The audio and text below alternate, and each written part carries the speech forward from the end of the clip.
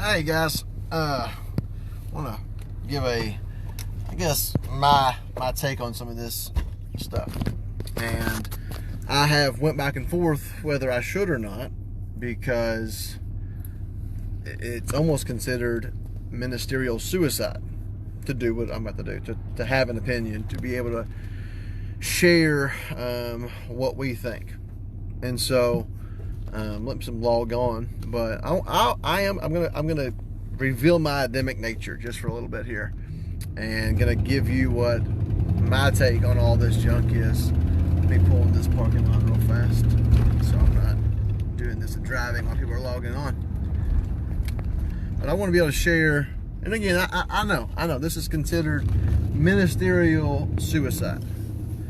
And this is the reason many pastors have not voiced their opinion, because to do so, we are scared that we would impact the community in a negative fashion to a point where our image would be so marred that we could not minister to them later. So many people are scared to give their opinion. So I just went to Bojangles, which their spicy chicken sandwich is amazing. Which is Bojangles, and went through a drive-through at Bojangles. Okay. While going through Bojangles, I am bumper to bumper with other cars. They had me pull forward and wait for my food. They had 3 other cars there waiting for their food. We are window to window waiting for our food. I hand the man my card. He hands me the card back. He then hands me a receipt. They hand me the food. Okay, you understand? So we've exchanged things. And by the way, he came to my window 1.5 feet from me. Okay, so he is they're not maintaining social distancing. That business has exchanged things through the windows. Yet the church tomorrow, even let's say drive-in Sunday, they're telling us for us to be in our cars and to be compliant with the CDC guidelines, which we're trying to do, that we have to park the cars 6 foot apart. Okay, let me just show you just where I'm at right now.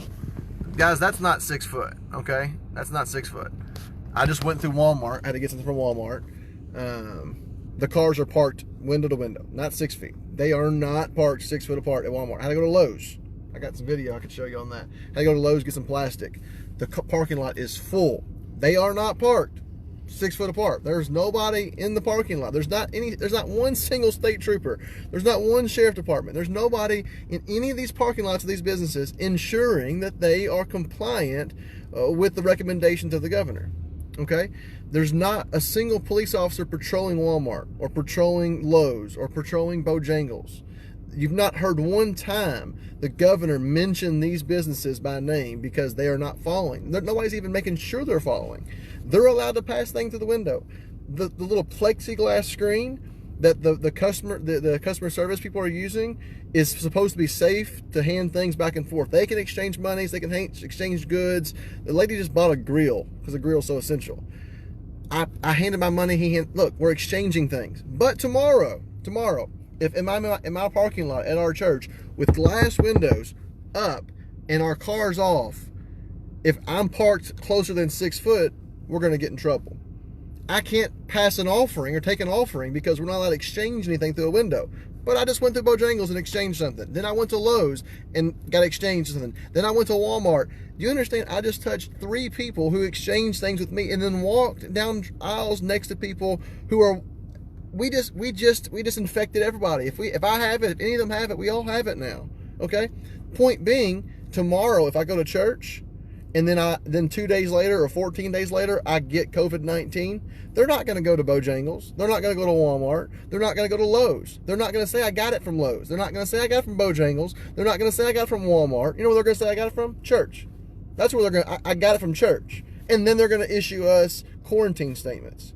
They're not going to track it down. If any of those customers get it 14 days from now, they're not going to backtrack and figure out if they got it from Walmart. You're not going to hear them blast Walmart on TV. You're not going to hear Andy Bashir get on there and say Walmart's not following guidelines. You're not going to see them go to Bojangles and issue statements there. You're not going to see that. You know who they're going to talk about? The church. And this is ministerial suicide. I'm not allowed to have an opinion. I'm not allowed to avoid. Do I believe there's a virus? Absolutely. Do I believe this virus is killing people? Absolutely. Do I think there is common sense things that we have to say? Absolutely. But the fear-mongering and the lies and the hypocrisy has got to stop. At the end of the day, 480,000 people every single year, 480,000. That is a small estimate, according to the CDC, of how many die every year from smoking. Smoking kills 480,000. All right, they're concerned, right, about the 60,000 that might die. But 480,000 annually die from smoking cigarettes. So let's go stop selling cigarettes. Let's kill cigarettes. Let's just squash that out because we care so much. Oh, we can't do that. You know why we can't do that? We'd be stepping on the rights of people because they want to smoke. They're allowed to smoke.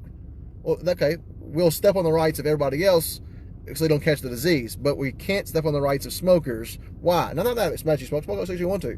Why? Because they can tax smoking. There's money involved in smoking. The income of smoking. That's why. All right, alcoholism kills thousands every single year. Daily deaths due to alcoholism. Let's abolish alcohol. Oh, we can't do that, preacher. We can't do that. Why? Because we'd be stepping on the rights of people. Others want to drink, and they can drink responsibly. Well, hang on now. I can have church responsibly. I can social distance responsibly. Why can't I have? No. We can take your rights away. We can't take the drinks. We can't take the smokes. How about this? Secondhand smoke, on average, kills nearly 80,000 people a year. Secondhand, not my choice to smoke, somebody else's choices to smoke can kill me. 80,000 people annually. Let's shut the country down, guys. That's 80,000 people dying. No, we can't do that. Why can't we do that?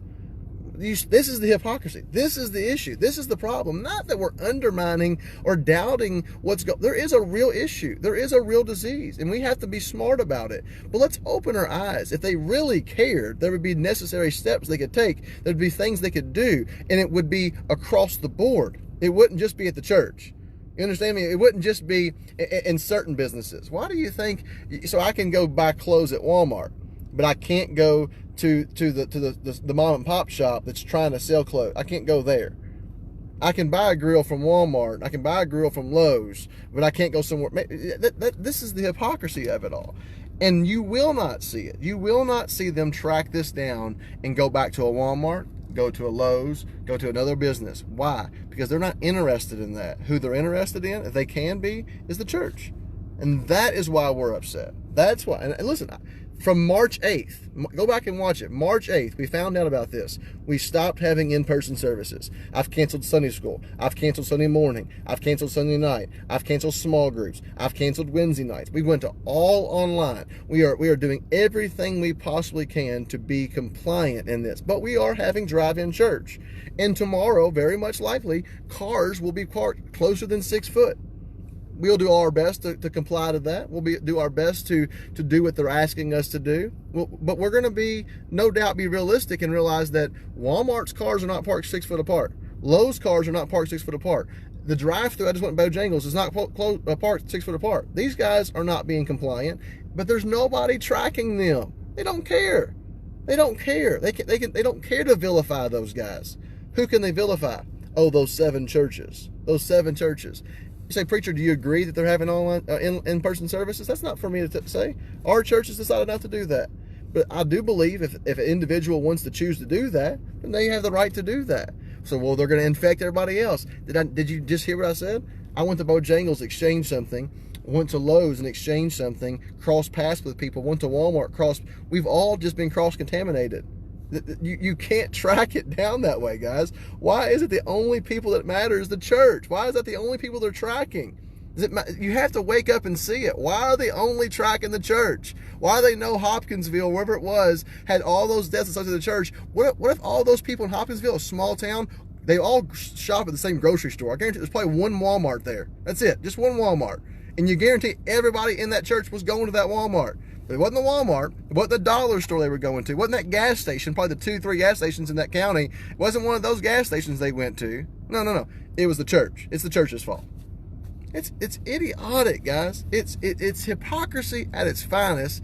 And no doubt, I've been getting hate mail. I've been getting hate messages. Our church page has been blown up. Why? Because we're having drive-in church, and all the Facebook police out there think they know all the laws, and we're wrong. When we are compliant, we are doing exactly what we're supposed to be doing. We are doing what we are compliant, more compliant than any of these local businesses. Yet all these people in Shepherdsville and across the county and across the state, I've been getting blown up because I don't care about our people. No, I do care.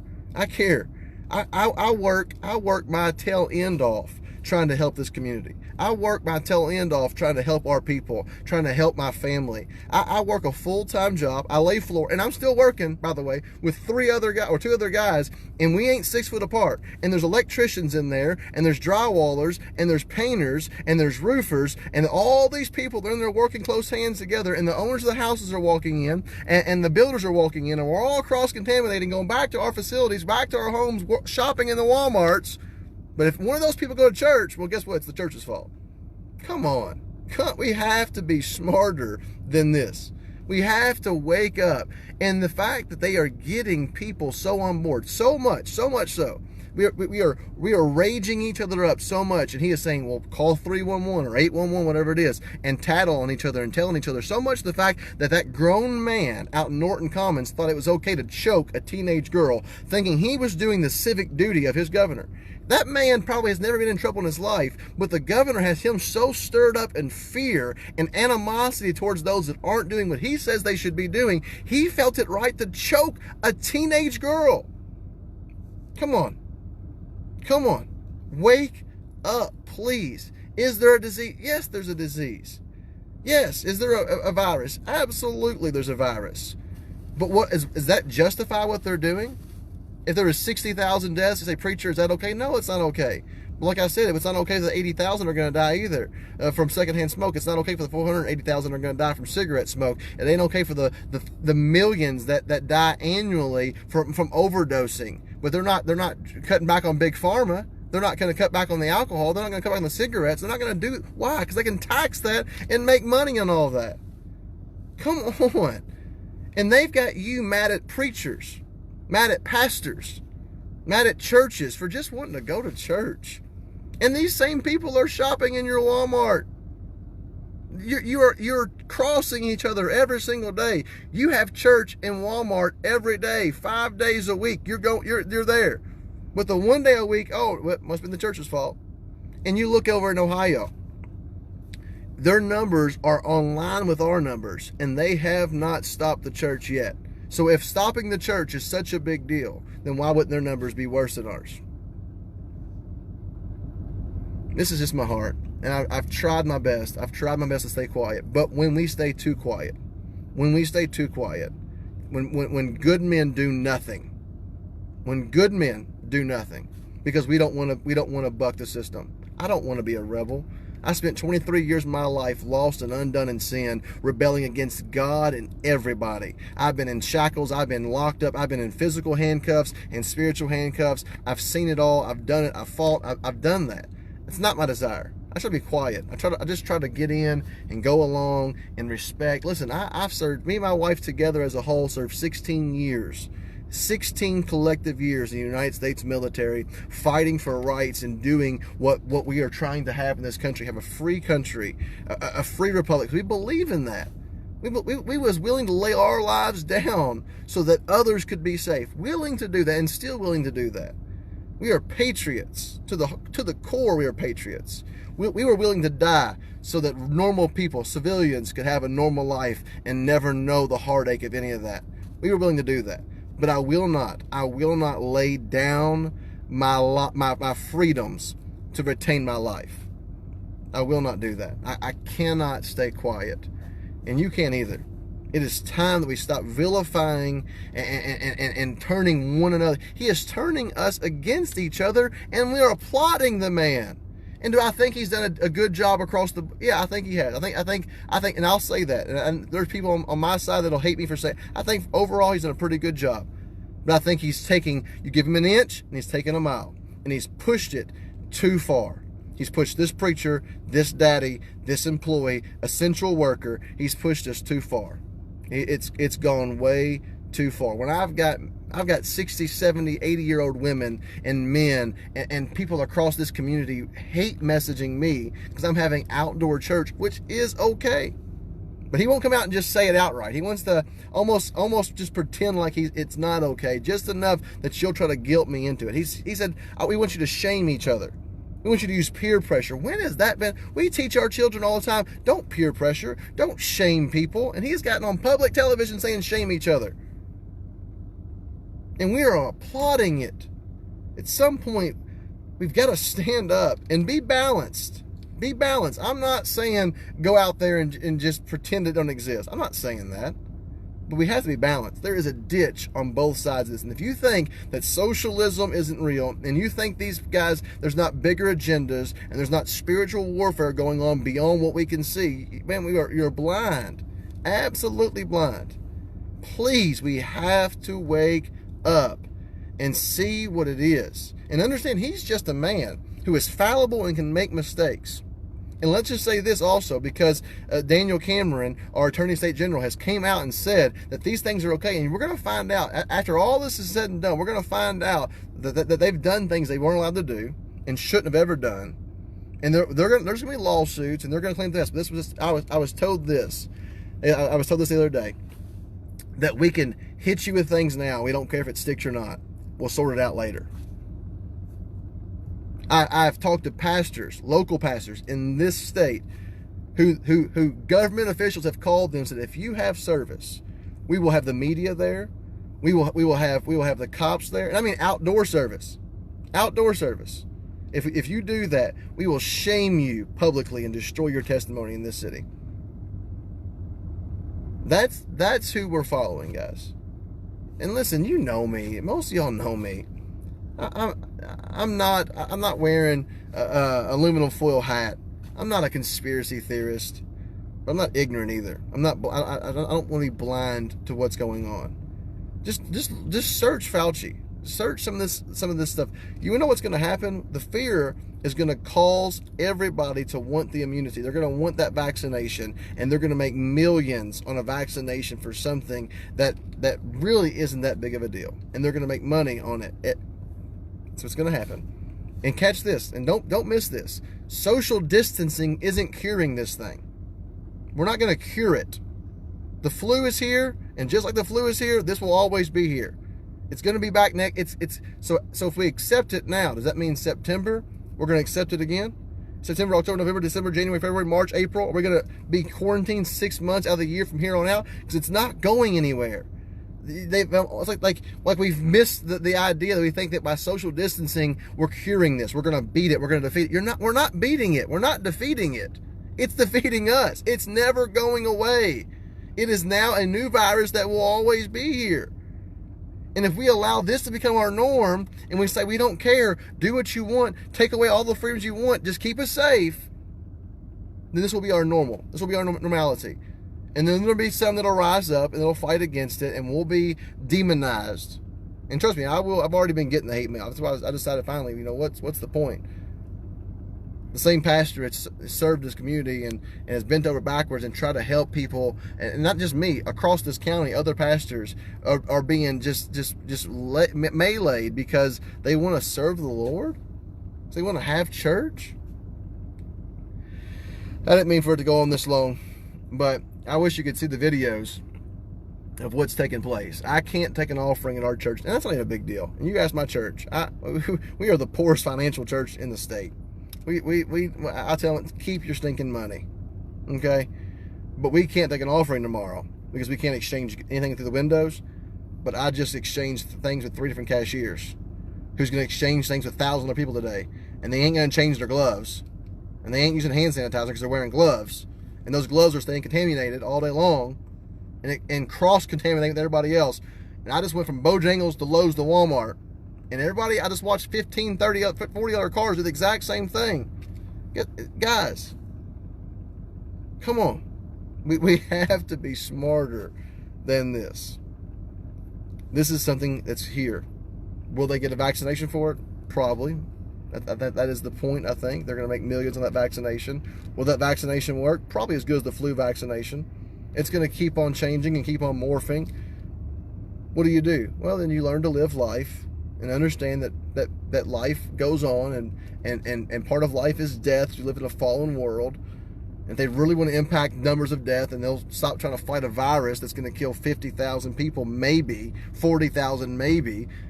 Or let's fight some things we can really fight, like Big Pharma, who is poisoning our culture. Let's fight things like alcoholism, we got to keep liquor stores open. Why? Because if we close liquor stores down, then those that are alcoholics will go through detox and will overwhelm the hospital facilities. Yet we could just help them. Now they'll put a collar on me for going to church and track me and quarantine me and make sure I don't go nowhere, right? But we can't do that to an addict to try to help them get clean for 14 days. They'll force me to quarantine for 14 days. If I had in-person church, and I'm not going to, if I had in-person church tomorrow and they found out, they would make me quarantine for 14 days. But I can show them 100 people they're going to put a needle in their arm tomorrow and possibly die and cross-contaminate all kinds of diseases, but they won't force them to stay inside because they can't violate their rights. How about save their life? If they really cared, save their life. If they really care for that alcoholic, let's quarantine them for 14 days, give them the facilities, the medical treatment they need, and get them off the bottle. No. You know why they don't want to do that? Because they would lose money if they did that. You know why they don't want to get the addict? Because they'd lose money if they did that. They don't care about lives. If they cared about lives, they'd stop killing the millions they kill every single year through abortion. Wake up. They don't care about your life. They care about your money. The love of money is the root of all evil. Catch this. The love of money is the root of all evil. Every evil that comes through this world, the root of it is money.